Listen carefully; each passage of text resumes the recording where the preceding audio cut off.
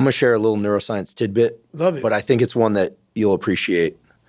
Most people don't know this, but there's a brain structure called the anterior mid-cingulate cortex. As we pointed out before, that's a noun, it's a name, it doesn't mean anything. Right. We could call it the Cookie Monster. Right.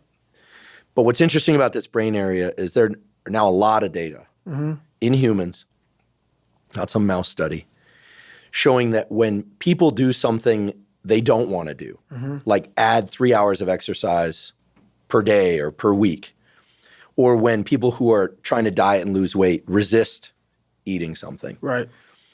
When people do anything that they, and this is the important part, that they don't want to do. Right. It's not about adding more work, it's about adding more work that you don't want to do. Yes. This brain area gets bigger. Yep. Now here's what's especially interesting about this brain area to me. And by the way, I'm only learning this recently because it's new data, but there's a lot of it. The anterior mid-cingulate cortex is smaller in obese people. It gets bigger when they diet. It's larger in athletes. It's especially large or grows larger in people that see themselves as challenged and overcome some challenge. Right. And in people that live a very long time, this area keeps its size. In many ways, scientists are starting to think of the anterior mid-cingulate cortex not just as one of the seats of willpower, right, but perhaps actually the seat of the will to live. See, now we're talking. And when I learned about the anterior mid-cingulate cortex, I was like almost out of my seat. And I've been in the neuroscience game since I was 20. Now we're the same talking. age. And I was so pumped because I've heard of the amygdala, fear, prefrontal cortex, it's planning and action.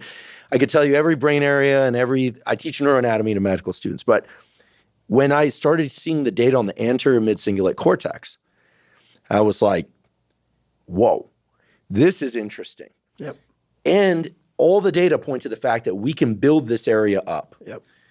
But that as quickly as we build it up, if we don't continue to invest in things that are hard for us, that we don't want to do, that's the part that feels so Goggin-esque to me, that we don't want to do.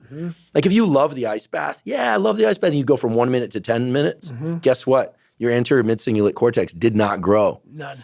But if you hate the cold water, if you're afraid of drowning and you get into water and put your head under, then your anterior mid and survive, then the anterior mid-cingulate cortex gets bigger.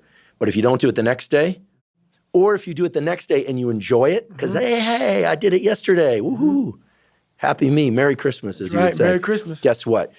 The anterior mid-cingulate cortex shrinks again. Yep.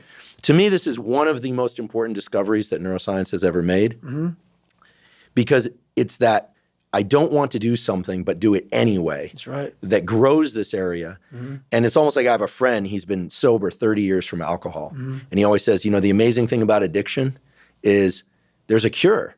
The problem is it only works one day at a time. Yep. And so you have to renew it every day. That's right. So the anterior mid-cingulate cortex, to me, when I learned about it, two things went off in my head. Whoa, this is super interesting. And two, I got to tell David Goggins about this. And I waited until now to tell you because I felt like, well, for obvious reasons, I wanted to tell you and I wanted to tell you here. Well, I love that because that's how I've lived my entire life.